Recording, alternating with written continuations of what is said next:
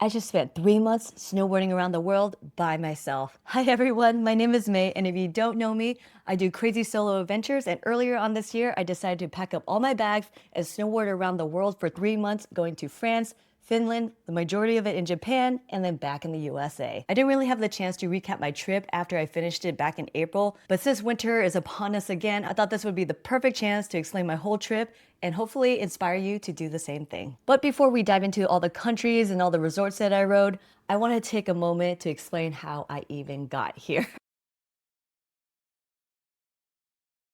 So the season previously, I accidentally fractured my ankle and it ended my season right away. I was devastated. I was so excited about that season because I had Japan planned for the first time and I was going to other resorts in the United States I've never been to. So essentially I either had to back out of them or I still went on the trip and just watched my friends snowboard instead, which was so depressing. And to get over that depression, I decided that the next season, which was this previous season, I was gonna make the most epic snowboarding trip of my life. So that's how I got here.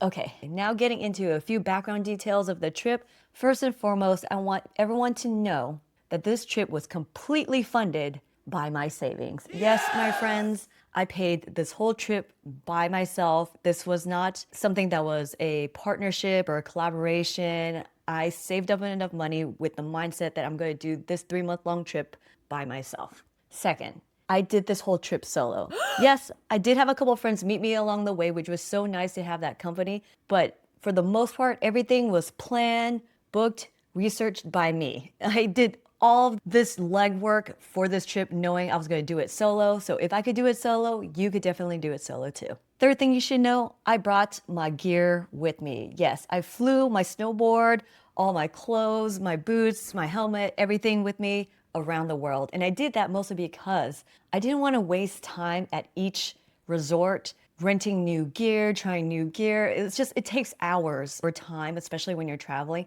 And plus, I needed to save money. I'm on a budget, obviously. I'm going to be gone for 3 months, so I have to be careful where I spend my money.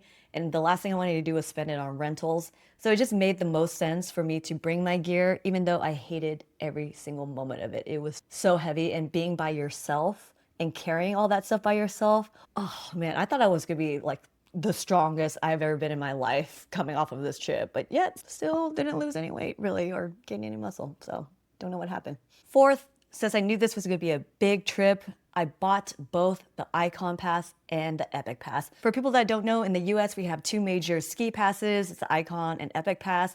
I got both of them, double passed it. I got the Epic Full Pass, and then I got the Icon Base Pass. And it ran me about 2 grand. So I definitely got my money's worth, but yes, it is a big investment in the beginning. Fifth, I want to talk a little bit about my snowboarding skill level. I am not an advanced snowboarder by any means. I would call myself an intermediate snowboarder. So don't think because I did this amazing, grandiose, big trip that I'm this expert snowboarder. No, nothing like that, not even close. I did this trip because I like the whole idea of traveling and snowboarding at the same time. So I'm the type of snowboarder that likes to have a chill morning, do some runs, have a nice lunch, grab a drink, do more runs, hit up the après ski. I am not your first chair, last chair type of girly. I don't even have the energy for that type of snowboarding anymore. I'm getting old, so I like to take it chill. I love doing blues, cruising on greens. I'll do a black once in a while if the snow's good, but for the most part, intermediate snowboarder, not advanced at all, so don't think I'm an expert. Lastly, if I forget anything from this video series, which I probably will because it's been almost 7, 8 months since I've done the trip, ask the questions in the comment box down below. I read all of it, I'll answer it. Nothing is too small, nothing is too big. I will definitely help you out. Okay, I think that's enough for our introduction. Let's get to it. Stay tuned for the next video. We are going to France.